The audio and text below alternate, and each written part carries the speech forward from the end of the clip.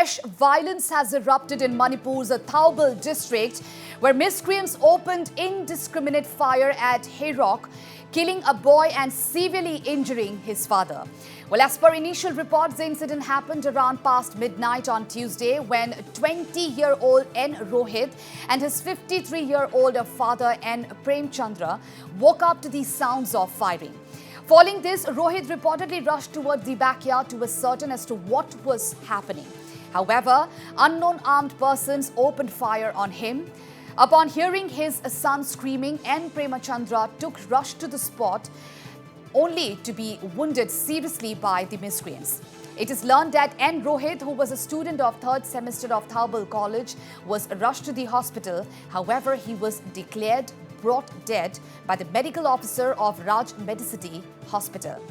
Well, worth mentioning here that local sources have indicated that the incident might be a pre-poll violence, as such instances had taken place in the recent past too.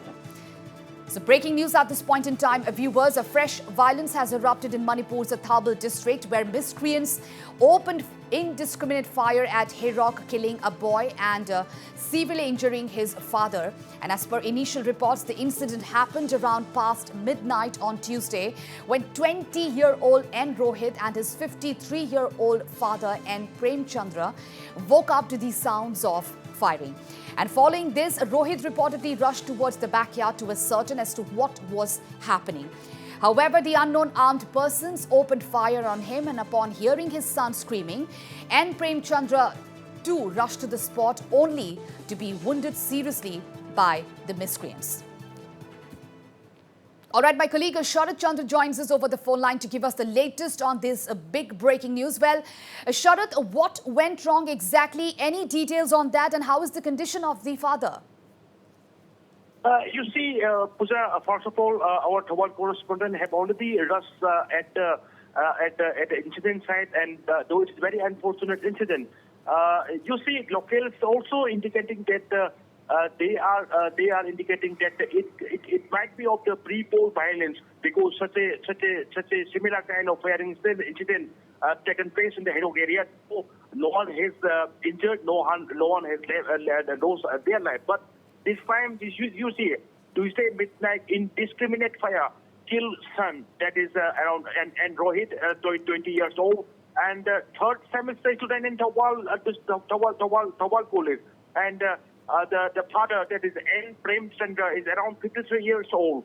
Is also now struggling for his life, because you see the N. Premchandra also now his treatment is on at the Raj Medicity Hospital, Raj Medicity private owned hospital in Impal, and from the Raj Medicity medical officers, we came to know that the N. Premchandra is also shifted to the ICU, and his condition is also very serious.